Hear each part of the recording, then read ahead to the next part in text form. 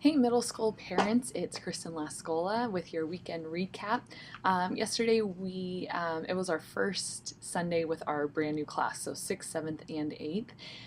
And we talked about just transformation, and I went over our theme verse with them. It's 2 Corinthians 5:17 that says, "If anyone is in Christ, he is a new creation. The old things have passed, all things have been made new." And so we went through different people in the Bible who because of their encounter with God, their name was actually changed. And we talked about Sarah and Sarai, Abram and Abraham. We talked about Saul becoming Paul, and that was the story that we focused on of Paul being completely transformed by the grace of God and how his life was never the same afterwards, even when he was under pressure, in prison, being persecuted.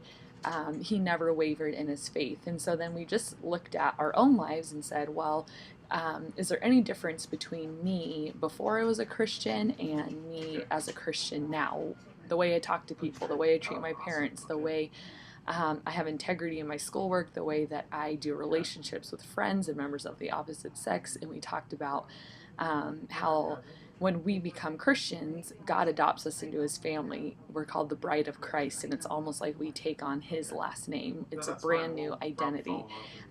So we kind of dove into that a little bit, and then I reminded them that now it's regular chaos every Tuesday, 7 to 9. The Biggest Loser was just the tip of the iceberg just to get them excited, but we will do youth group every Tuesday this summer, 7 to 9 at our youth room on Industrial Way. And then beach days are coming up pretty soon. Next Thursday, 11 to 3 is when we start.